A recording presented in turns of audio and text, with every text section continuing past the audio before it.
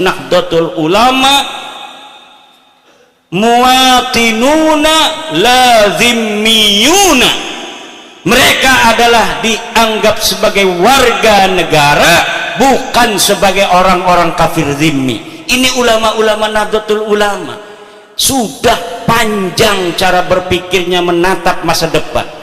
Kalau kita mau ber-Indonesia selama-lamanya tanpa keinsafan bahwa ada saudara-saudara kita yang lain kepercayaan, maka sampai kapanpun kita akan tapi apabila kita bangsa Indonesia yang mayoritas menginsafi bahwa ada hak-hak minoritas yang harus dipenuhi, bahwa ada saudara kita yang lain agama, lain kepercayaan, kita harus meyakini agama kita seyakin-yakinnya, tetapi kita juga harus menghormati keyakinan orang lain dalam agama mereka.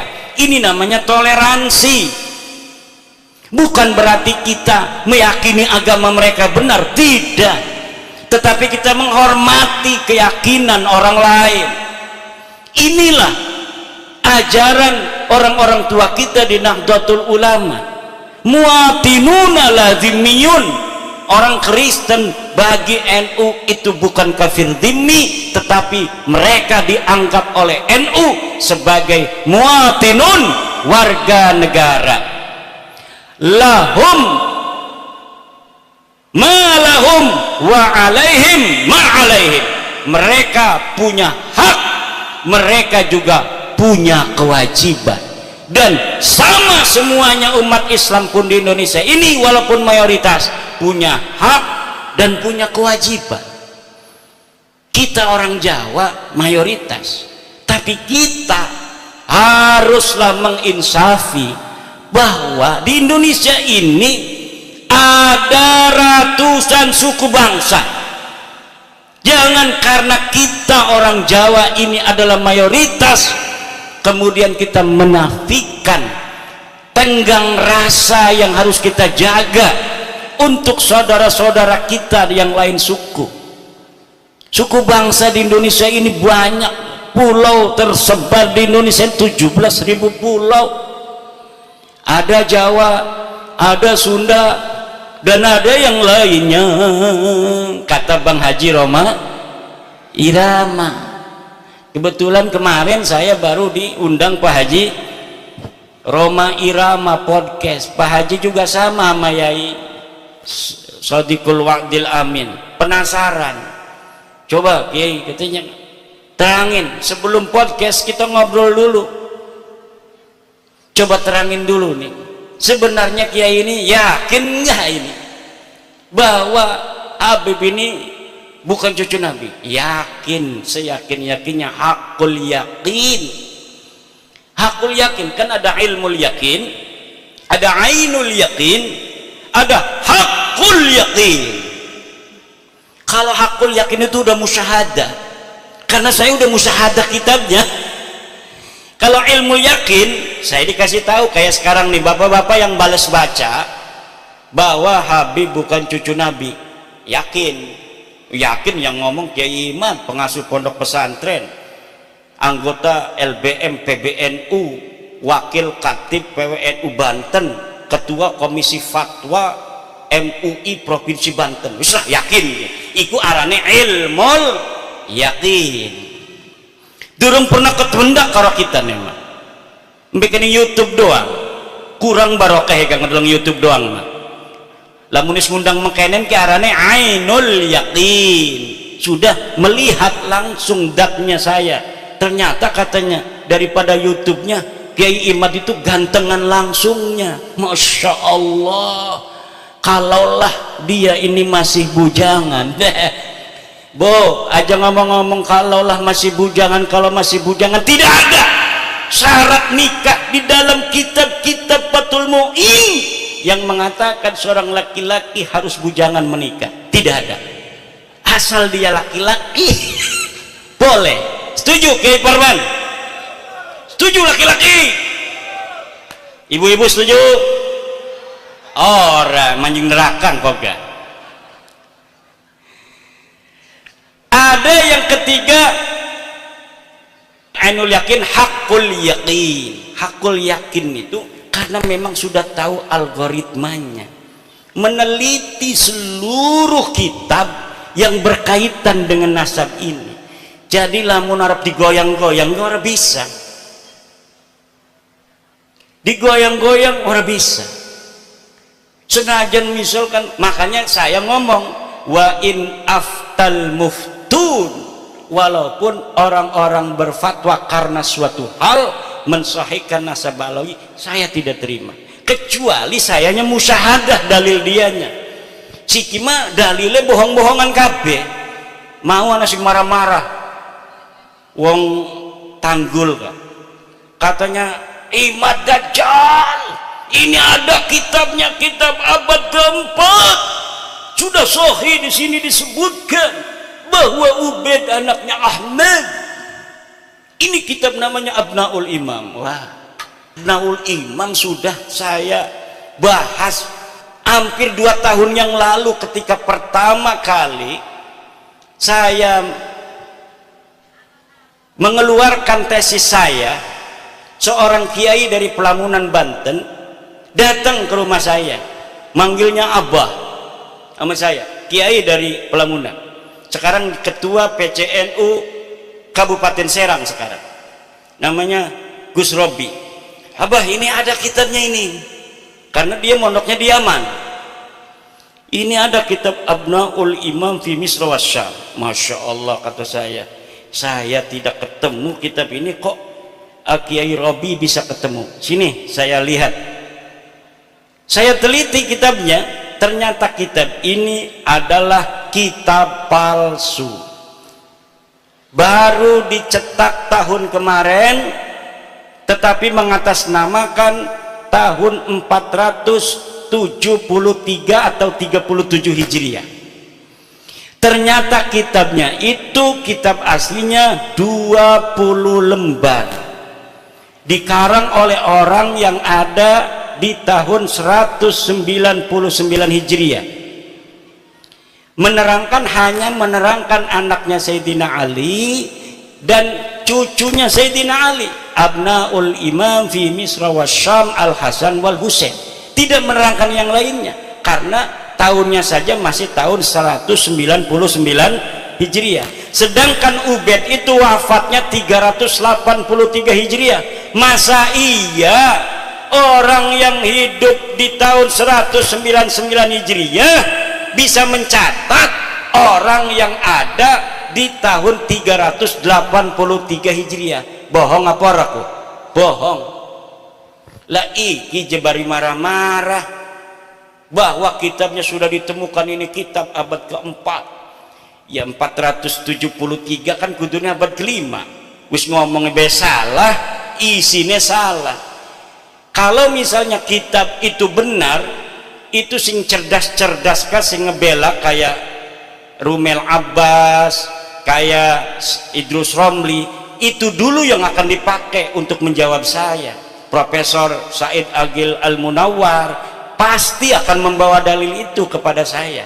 Tetapi kenapa mereka tidak membawa? Karena mereka pun tahu itu kitab palsu, dan kepalsuan itu diakui di mukaddimahnya ada. Mukaddimahnya ini kitab dikarang pada 199, tetapi kemudian ditambahi pada abad ke-12, ditambahi lagi pada abad sekian, ditambahi lagi oleh yang terakhir Yusuf Jamalul Lail yang baru wafat beberapa tahun kemarin. Lah iku kitab Murtado Az-Zabidi yang katanya adalah menetapkan dan mengisbat Ba'alwi, itu kitabnya juga palsu. Kitab palsunya dari mana sih? Kiai tahu aja kalau palsu. Karena percetakan itu biasa dicetak itu menggunakan jasa peneliti. Misalnya nih ada manuskrip ditemukan di Rumbia, manuskrip ini atas nama Pangeran Diponegoro, panggil dari UI, filolog suruh nyetak, tetapi peneliti tidak akan bohong, dia akan cerita manuskrip ini memang dikatakan tulisan Pangeran Diponegoro, tetapi dilihat dari kertasnya tidak memungkinkan dia berada pada masa Panganponegoro. Kertasnya ini dicetak atau diproduksi pada tahun 1950, sedang di Panganponegoro tahun 1825. Dari jenis tulisan yang ditulis pun tidak mencerminkan tulisan yang dipakai pada tahun 1825. Ini adalah tulisan abad ke-20. Itu tahu. Dan dia ngomong bahwa menulisnya ketika di Lampung. Pangeran Ponorogo katanya menulis kitab ini di Lampung. Sedangkan tidak ada pernah berita diketahui Pangeran Diponegoro pernah ke Lampung. Iki sebenarnya Pangeran Diponegoro siapa? Tapi karena misalnya Provinsi Lampung ini ketua PCNU-nya ingin dicetak aja sesuai dengan tulisannya itu karya Pangeran Diponegoro. Begitu yang terjadi dengan kitab Ar-Raudul Jali karangan Syekh Murtadho Az-Zabidi. Coba beli kitab Ar-Raudul Jali karangan Syekh Murtadho Az-Zabidi, cetakan Yaman Darul Fatah. Itu dari mukaddimahnya sudah jelas bahwa manuskrip ini tidak ditemukan sebelum keluar, dicatat, disalin oleh Hasan Muhammad Qasim. Ini orang abad 50 tahun yang lalu, dia baru meninggal 50 tahun yang lalu. Katanya dia menyalin dari tulisan seorang yang bernama Abdul Mu'ti Al-Wafai yang berada di Khazanah Al-Wafaiyah Mesir. Tetapi sekarang manuskrip yang ada di Wafaiyah Mesirnya sudah hilang. Premen dia bisa nyatet barang tas dicatat bisa hilang iku. Kenapa begitu? Itu bukti bahwa sebenarnya manuskrip itu tidak ada sama sekali. Karena beberapa klaim mereka punya manuskrip di dalam sebuah kitab yang namanya Uqudul Almas karya Alwi bin Thahir, setelah saya konfirmasi di kitabnya bohong. Misal bahwa Imam Ahmad bin Isa berhijrah dari Basrah ke Yaman, disebutkan oleh Imam Al-Ubaidili di dalam kitabnya. Saya buka kitabnya Imam Al-Ubaidili, tidak ada keterangan itu. Kemudian bahwa Ahmad bin Isa bergelarnya tidak pernah ada Al-Abah dan An-Nafat. Gelarnya menurut dia hanya Al-Muhajir. Ternyata tidak seperti itu. Kitab yang dia sebutkan tidak menyebutkan An-Nafat. Saya lihat ya yang bergelarnya An-Nafat, tukang minyak. Yang satu lagi bergelarnya Al-Abah. Al-Muhajir tidak pernah ada di kitab-kitab dari mulai hidupnya Ahmad bin Isa sampai dimunculkan pada 800 tahun kemudian nama Al-Muhajir sebagai alibi bahwa Ahmad bin Isa ini hijrah ke Yaman. Padahal yai Ahmad bin Isa ini ora pernah pindah ning Yaman. Laka sama sekali berita kepindahan Ahmad bin Isa ke Yaman. Dia terkonfirmasi kitab abad kelima Al-Ghaibah karangan At-Tusi adanya di kota Madinah Al-Munawwarah. Dicari kapan wafatnya, tidak ada berita kapan wafatnya. Dicari di mana dia ini dikebumikan, tidak ada. Kenapa sampai dia tidak dicatat? Mungkin dia mati muda, tidak terlalu banyak peran dalam kehidupan. Kalau orang yang banyak peran, ketua PCNU, ya kadang-kadang anak sing nulis di media online. Ketua PCNU menghadiri acara pelantikan PWI Kabupaten Lampung Tengah. Berarti dia historis pernah ada di media online. Coba nama yang hadir, coba lihat di Google, ketik nama Kiai Haji Suparman Abdul Karim, langsung merebet anak, dia historis, banyak yang memberitakan. Tapi kalau bapak-bapak kita yang tidak pernah ikut gabung-gabung di organisasi, dikir bening jero goa, gelati arane samsuri lah kan yang Google wong dek yang tasawuf tidak pernah ada interaksi dengan masyarakat luas. Begitu pula lah keberadaan seseorang yang dikatakan dengan kesejarahan yang begitu luar biasa, pasti ada saja orang-orang sekitar dia yang menginformasikan tentang aktivitasnya waktu dia hidup. Tetapi nama-nama Ba'alwi ini sama sekali tidak ada. Faqih Muqaddam jere bisa mi'raj 70 balen sebengi. Dia ada di abad ke-6. Banyak kitab abad ke-6 di Hadramaut di Yaman yang memberitakan tentang ulama-ulama Hadramaut. Satu pun tidak ada yang memberitakan orang ulama di Tarim namanya Faqih Muqaddam. Laka pemaning karo keramat-keramatin. Makanya Abdul Qadir Jailani pun kalah pangkatnya oleh Faqih Al-Muqaddam. Kenapa namanya Al-Muqaddam? Karena dia orang yang paling tinggi derajatnya. Ternyata ketika dicari di dalam sejarah masa lalu tidak ada. Sejarah itu yang perlu dokumen, bapak-bapak. Nggak usah marah-marah, wis dokumen. Dokumennya mana? Kalau tidak sejaman, yang primer, yang sekunder, yang kira-kira dia bisa mendeteksi orang yang ada pada abad sebelumnya. Kalau misalnya tidak ditemukan pada abad-abad yang mendekati, maka yang ditemukan yang paling dekat, senajan 100 tahun, ini yang akan dipakai. Nanti apabila ditemukan yang lebih tua, maka yang muda, yang bertentangan yang dengan yang lebih muda ini harus namanya tesisnya ini sudah ada antitesis, sudah tidak bisa dipakai lagi. Bengen surah istifadah Habibi Kikabe bin Syihab bin Smith bin Yahya As-Sagab turunan Nabi, tapi siki anatesis abade abad tua 4, 5, 6, 7, 8, 9 bahwa deket duduk putune Kanjeng Nabi, ya kudu nerima. Tes DNA ini melenceng, turunan Nabi kudune J1 dekema, tes DNA ini hasilnya G haplogrupik. Turunan Nabi Muhammad, turunan Nabi Ibrahim J1 haplogrupnya. Mereka 180 orang yang sudah tes DNA kebanyakan G. Ini menunjukkan bahwa mereka bukan sebagai turunan Nabi, tapi juga bukan orang Arab. Kenapa sih kepuntang-puntang Kiai Imad kok ngomong ikut terus?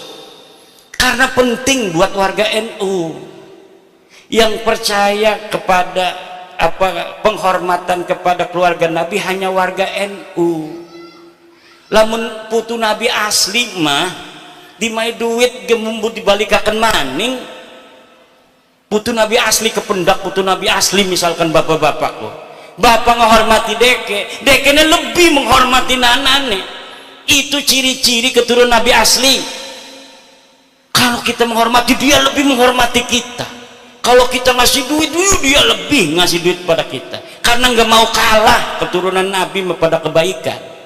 Kalau orang tawadu, maka kita akan kalau kita tawadu, dia akan lebih tawadu. Itu ciri keturunan Nabi asli. Lebih baik dia yang menanggung derita daripada rakyat yang menanggung derita. Itu ciri keturunan Nabi asli. Bukan yang mengorbankan orang lain untuk kepentingan dia. Bukan. Ciri Nabi asli itu keturunannya adalah keturunan Nabi asli. Dia rela menderita, yang penting umat Islam ini bahagia. Bukan sebaliknya, nyuruh orang-orang berantem demi kepentingan dia, sementara dianya aman-aman saja. Nyuruh orang-orang Indonesia berantem, dianya enak-enakan tidur. Orang-orang yang bodoh dari orang-orang yang bisa dipengaruhinya suruh gulet sama orang-orang yang menentang kepentingan dia. Ini adalah yadullu ala annahum laisu min durriyati Rasulillah Muhammad sallallahu alaihi wasallam bil marrah. Sama sekali bukan. dari cara wajahnya ngomong marah,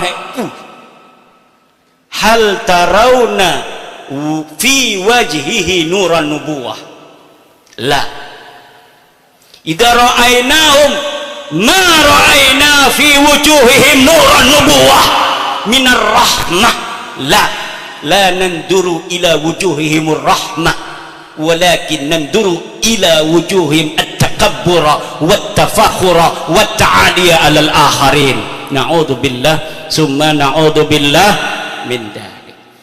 Ikilah ibu-ibu, bapak-bapak, kepunteng-punteng saya kadang-kadang suka capek juga, tetapi karena ini merupakan sebuah, menurut saya la yajuzu lil alimi kitmanu ilmihi fi hadal bab ay fi hada tazwiri nasab fil babi ay fi tazwiri nasab. Kenapa? Wajib hukumnya memberitahu kepada orang apabila ada orang yang mentajwir daripada nasabnya kepada baginda Nabi besar Muhammad SAW. Kenapa? Karena Nabi Muhammad punya hak untuk dinisbatkan kepadanya hanya keturunannya yang asli. Kenapa akan memalukan Rasulullah?